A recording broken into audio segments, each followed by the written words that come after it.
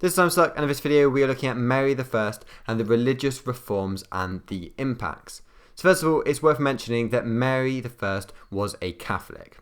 She had been brought up by her mother, Catherine of Aragon, and Catherine of Aragon was a devout Catholic, and therefore Mary wanted to restore the church to Catholicism. Now, Mary had also seen the religious reform under Henry VIII as a sinful act, and in her queenship she was determined to reverse this.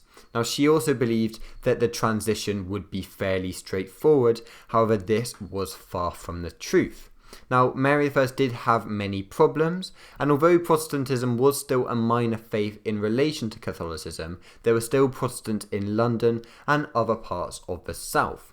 The Reformed Protestant Church was also still protected in statute law, and many members of the political elite were unwilling to get rid of their gains in monastic land, which they have got from things like the dissolution of the monasteries.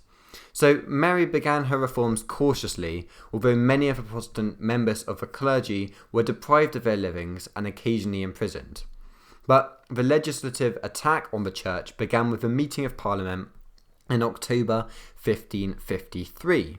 And this Parliament agreed that in the first act of repeal, all the religious laws that had been passed during the first reign of Edward VI were repealed. The doctrine of the church at the time of Henry VIII's death was restored.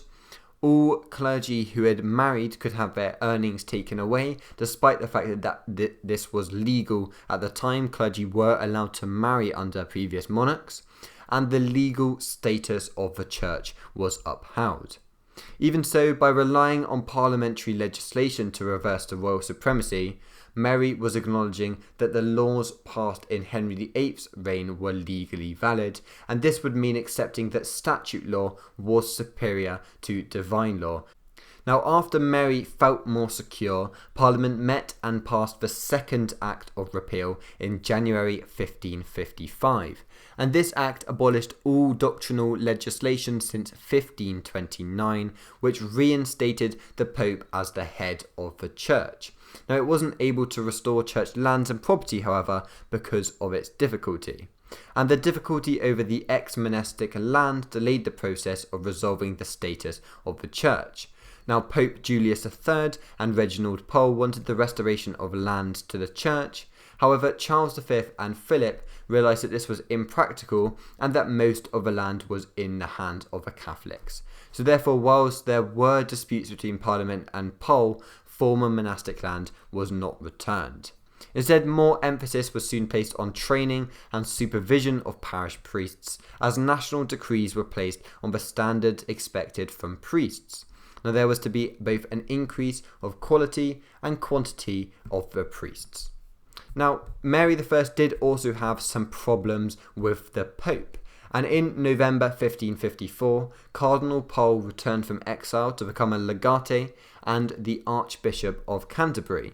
And this led to many arguments about the church lands between Pole and the councillors. Now, as a result, many landowners became suspicious of Pole, and his reputation struggled to recover from this.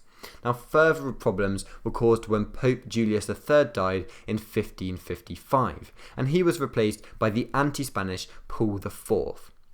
Now, Paul IV was both hostile towards Mary's husband Philip and suspicious of Cardinal Pole, who he viewed as a heretic.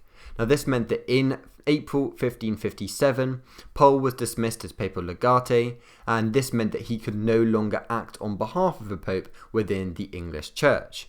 The Pope named William Pitot as the new legate. However, as Mary trusted Pole and he was the Archbishop of Canterbury, she refused to acknowledge the senior position of Pitot in the English Church. Now, this placed Mary in a difficult position regarding her relationship with the Pope. But one of the most important things of Mary's religious reforms was her policy of persecution, and her nickname of Bloody Mary has been derived from her ruthless policies with the Protestants.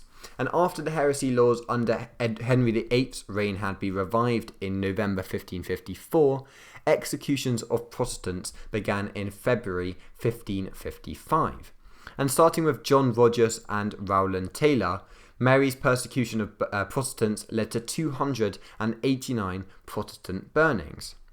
Now, whilst Mary saw these executions as a necessary way to cleanse the country of Protestantism, it led to opposition to her Catholic reforms because many of the victims were made into public heroes. Now, the death of Cranmer in 1556 was particularly significant, and he had been the guiding force of Protestantism, and when he withdrew his previous recantation of Protestantism, he was burnt to death. So the final thing to look at in this video is the humanist and religious thought which occurred in Mary's reign.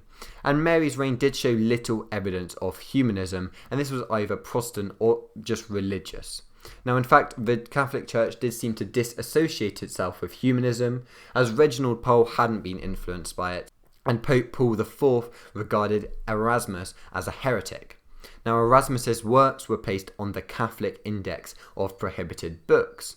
Now, religious thought in England was designed to assist with the process of Catholic reform, and Edmund Bonner, who was the Bishop of London, wrote a book of homilies to replace the one that Cranmer had produced under Edward VI.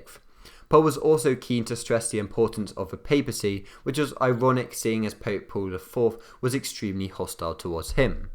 Now, Protestant exiles did send back numerous publications, however they were not a united group because they disagreed as to whether the 1552 prayer book was suitable.